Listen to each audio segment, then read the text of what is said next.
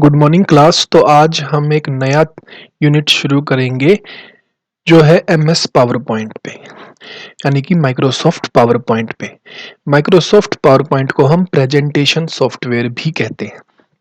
Microsoft power point के अलावा भी कई सारे और प्रेजेंटेशन सॉफ्टवेयर्स हैं, बट हमारा फोकस किस पे रहेगा? माइक्रोसॉफ्ट पावर पॉइंट में।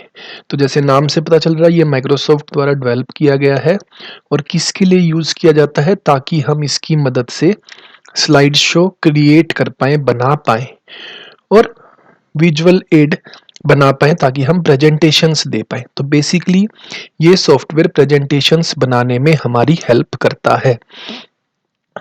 तो पावर पॉइंट हमें क्या अलाउ करता है? ताकि यूजर्स स्लाइड्स को बना पाए, उनको एडिट कर पाए और उनको डिस्प्ले कर पाए। और हर स्लाइड में हम कई सारी चीजें इंक्लूड कर सकते हैं, जैसे कि टेक्स्ट, इमेजेस, वीडियोस या कुछ और चीजें जैसे कि चार्ट्स और टेबल्स वगैरह। तो यूजर्स उसके अलावा पावर पॉइंट प्रेजेंटेशन में ट्रांजिशन और एनिमेशंस भी ऐड कर सकते हैं, डायग्राम्स भी ऐड कर सकते हैं, ग्राफ्स भी ऐड कर सकते हैं। पावर पॉइंट काफ़ी ज़्यादा यूज़ होता है कहाँ पर? बिजनेस में, एजुकेशन में या कोई भी और प्रोफेशनल है वहाँ पर भी काफ़ी ज़्यादा यूज़ किया जाता है। कोई भी कंप्यूटर हो, विंडोज़ का हो या मैक ऑपरेटिंग सिस्टम हो, सभी सिस्टम्स पे आपका माइक्रोसॉफ्ट पावर पॉइंट चल सकता है। और ये माइक्रोसॉफ्ट ऑफिस सूट में मिलता है, जैसे कि हमारा माइक्रोसॉफ्ट वर्ड या माइक्रोसॉफ्ट एक्सेल मिलता है, तो उसी के अंदर हमारा पावर पॉइंट भी मिलता है। उसके बाद है एप्लीकेशंस ऑफ प्रेजेंटेशन सॉफ्टवेयर।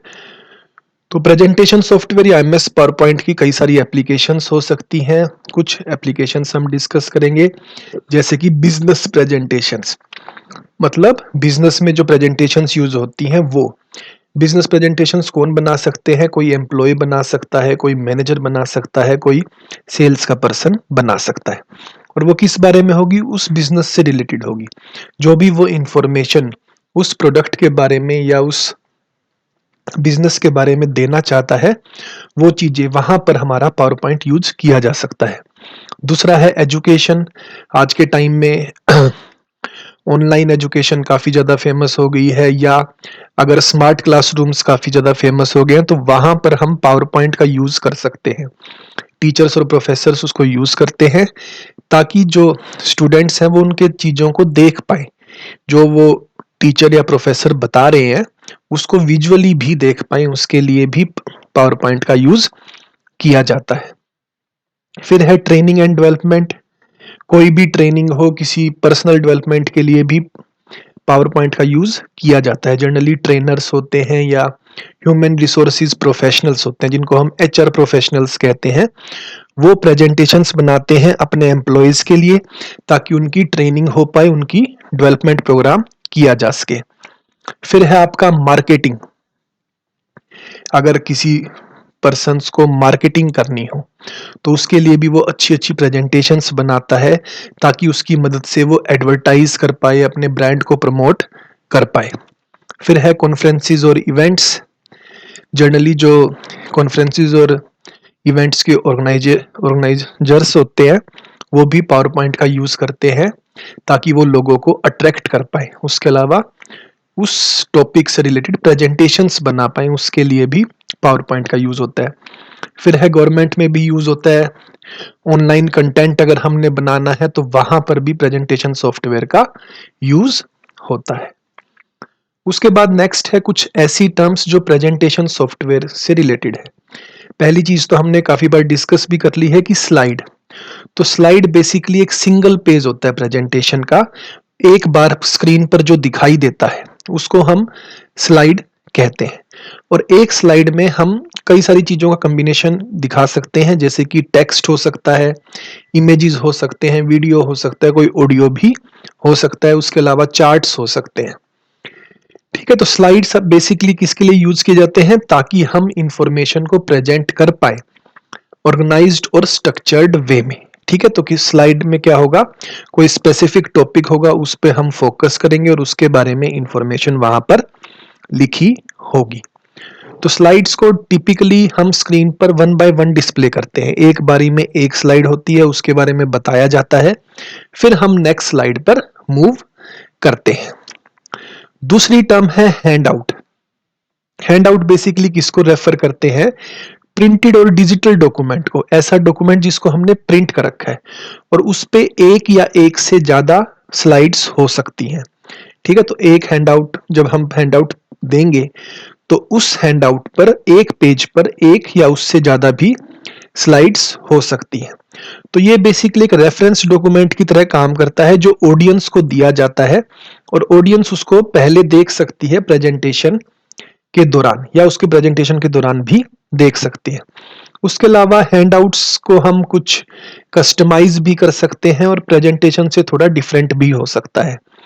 उसके अलावा हैंडआउट में कई बार स्पीकर नोट्स भी इंक्लूड किए जाते हैं और हैंडआउट को हम प्रेजेंटेशन से पहले प्रिंट आउट निकालते हैं और ऑडियंस को एज ए फिजिकल डॉक्यूमेंट देते हैं, तो इसको हम कहते हैं हैंडआउट। तीसरा है speaker notes. Speaker notes basically हम उनको कहते हैं, उन नोट्स या कमेंट्स को जिसको स्पीकर यूज करता है ये याद रखने के लिए कि वो प्रेजेंटेशन के दौरान क्या क्या चीजें बोलना चाहता है। तो जो स्पीकर नोट्स हैं जनरली वो सिर्फ प्रेजेंटर की स्क्रीन पर दिखाई देते हैं, ऑडियंस को वो चीजें दिखाई नहीं देती। ठीक है, तो वो चीजें सिर्फ जो प्रेजेंटेशन दे रहा है सिर्फ उसको दिखाई देंगी, बाकी और किसी को दिखाई नहीं देंगी। तो स्पीकर नोट्स बेसिकली कई सारी इंफॉर्मेशंस हो सकती हैं, जैसे किस किस चीज़ों के बारे में बोलना है, कौन कौन से की मैसेज हमने बताने हैं, कौन कौन से स्टेटिस्टिक्स या डाटा हमने बताना है, और इमेज या डायग्राम है तो उसकी क्या क्या एक्सप्लेनेशन हमने बतानी है। ये सारी चीज़ें आपकी स्पीकर नोट्स में हो सकती हैं और वो सिर्फ स्पीकर को दिखेगी और किसी को नहीं दिखेगी। चौथा है आउटलाइन। आउटलाइन बेसिकली क्या है? प्रेजेंटेशन का हिरार्किकल स्ट्रक्चर को आउटलाइन कहा जाता है। जब हम प्रेजेंटेशन को ओपन करते हैं तो लेफ्ट साइड में आउटलाइन दिखाई देती है। उस आउटलाइन में हर स्लाइड का जो मेन टॉपिक है और जो सब टॉपिक है वो दिखाई दिए जाते हैं। मतलब बेसिकली क्या है, सिर्फ टेक्स्ट दिखाई देता है, उसके अलावा इमेजेस या डायग्राम नहीं दिखाई देते। तो बेसिकली प्रेजेंटेशन के टेक्स्ट बेस्ड वर्जन को हम आउटलाइंस कहते हैं। पांचवी टर्म है ओवरहेड ट्रांसपेरेंसी, उनको हम OHT भी कहते हैं। तो बेसिकली क्या है, कंप्यूटर आजकल तो क्या है, जो प्रोजेक्टर्स हैं वो कंप्यूटर सपोर्टेड होते हैं, मतलब कंप्यूटर से अटैच किया जा सकता है। पहले के जो प्रोजेक्टर्स आते थे वो उनको हम कंप्यूटर के साथ अटैच नहीं कर सकते थे, तो उन पे स्लाइड्स चलाने के लिए हम क्या यूज करते थे?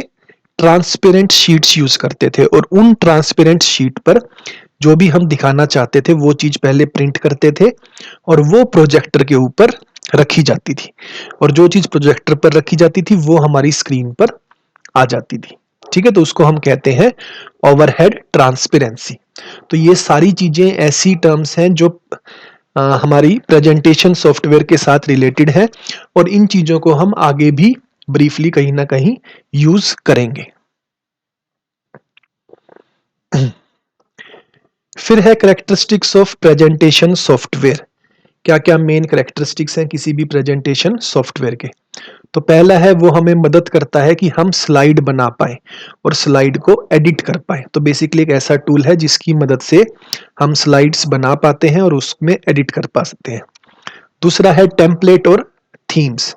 हर प्रेजेंटेशन सॉफ्टवेयर में कुछ प्री डिजाइन टेम्पलेट्स होती हैं जिनको हम एज इट इज यूज कर सकते हैं, और जब हम उनको यूज करेंगे तो हमारी जो प्रेजेंटेशन है वो ऑटोमेटिकली प्रोफेशनल की तरह बन जाएगी।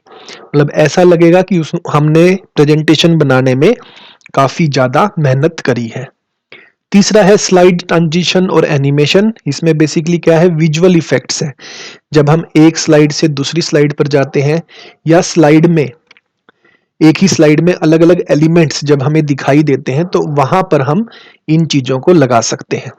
चौथा है चार्ट और डायग्राम्स। हम प्रेजेंटेशन में चार्ट्स भी दिखा सकते हैं और डायग्राम्स भी बनाए जा सकते हैं।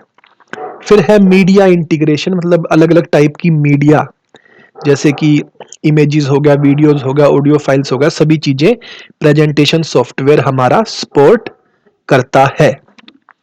फिर है नेक्स्ट टेक्स्ट फॉर्मेटिंग, जैसे माइक्रोसॉफ्ट वर्ड में था, टेक्स्ट को हम फॉर्मेट कर सकते हैं। कोलैबोरेशन, कोलैबोरेशन का मतलब है कई सारे लोग एक साथ एक ही प्रेजेंटेशन पर वर्क कर सकते हैं अलग अलग कंप्यूटर पर बैठ के।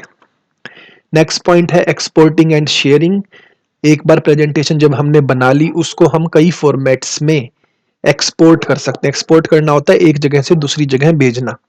अगर सपोज करो मैं अपनी प्रेजेंटेशन अपनी क्लास के साथ शेयर करना चाहता हूँ, बट मैं चाहता हूँ कि वो प्रेजेंटेशन वो चेंज ना कर पाए, तो मैं उसको पीडीएफ फॉर्मेट में भेज सकता हूँ। इसके अलावा हम प्रेजेंटेशन का वीडियो फॉर्मेट भी बना सकते हैं, कोई अदर इंटरेक्टिव फॉर्मेट भी बनाया जा सकता है। नाइन्थ पॉइंट है कंपैटिबिलिटी। कंपैटिबिलिटी का मतलब है कि एक सॉफ्टवेयर में जो हमने प्रेजेंटेशन बनाई है वो दूसरे सॉफ्टवेयर्स में भी आसानी से चल सकती है। ठीक है, तो कई सारे सॉफ्टवेयर, जैसे हमने पहले ही बताया, पावर पॉइंट एक सॉफ्टवेयर है, कीनोट एक सॉफ्टवेयर है, गूगल स्लाइड्स एक सॉफ्टवेयर है। तो इसमें बनाई हुई स्लाइड्स एक दूसरे सॉफ्टवेयर पर रन कर सकती है। नेक्स्ट पॉइंट है एक्सेसिबिलिटी। एक्सेसिबिलिटी का मतलब है कि जो ऐसे पर्सन हैं जिसमें डिसेबिलिटीज वगैरह हैं, उन वो भी प्रेजेंटेशन को यूज कर सकते हैं। कई सारे ऐसे फीचर्स हैं, जैसे कि प्रेजेंटेशन जब स्क्रीन पे आएगी तो ऑटोमेटिकली बताया जाएगा कि इस प्रेजेंटेशन में क्या क्या चीजें हैं। तो ये सारी चीजें आपकी एक्सेसिबिलिटी आती है। तो ये सारे आपके क्या हैं, characteristics of presentation software. Last point आज के लेक्चर में क्या है कि एमएस पावर पॉइंट को हम कैसे ओपन कर सकते हैं। तो हम यहाँ पर 2007 वर्जन पढ़ेंगे। कैसे ओपन करेंगे, स्टार्ट बटन पे क्लिक करेंगे। स्टार्ट बटन के बाद ऑल प्रोग्राम्स में जाएंगे। ऑल प्रोग्राम्स जाने के बाद माइक्रोसॉफ्ट ऑफिस को ढूंढेंगे। ऑफिस के अंदर माइक्रोसॉफ्ट पावर पॉइंट 2007 ढूंढेंगे और फिर उस पे क्लिक करेंगे। और जैसे ही हम उस पे क्लिक करेंगे तो हमारा पावर पॉइंट 2007 सॉफ्टवेयर ओपन हो जाएगा। तो इसको ओपन करने का देखते हैं तरीका। आज के टाइम में ये विंडोज बटन है, इस पे ओपन किया। यहाँ से नीचे हम एम पर गए। एम आने के बाद एम के अंदर देखा हमने माइक्रोसॉफ्ट ऑफिस, इस पे क्लिक किया। यहाँ पर कई सारे सॉफ्टवेयर्स आ गए। अब इसमें हमने प्रेजेंटेशन पावर पॉइंट ढूंढना है। तो माइक्रोसॉफ्ट ऑफिस पावर पॉइंट 2007, जैसे ही हमने इस पे क्लिक किया आपका सॉफ्टवेयर ओपन हो गया और बाय डिफॉल्ट एक डॉक्यूमेंट ओपन हुआ है प्रेजेंटेशन 1, जिसमें हम कोई भी प्रेजेंटेशन बना सकते हैं। तो इस तरीके से हम माइक्रोसॉफ्ट पावर पॉइंट 2007 को ओपन कर सकते हैं। आज के लेक्चर में हमने माइक्रोसॉफ्ट पावर पॉइंट के बारे में पढ़ा, उसकी एप्लीकेशंस पढ़ी, उसके कुछ इंपॉर्टेंट टर्मिनोलॉजी पढ़ी, उसके करेक्टरिस्टिक्स पढ़े और ये देखा कि हम पावर पॉइंट 2007 को कैसे ओपन कर सकते हैं। आई होप कि आपको ये लेक्चर समझ में आया होगा। Thank you.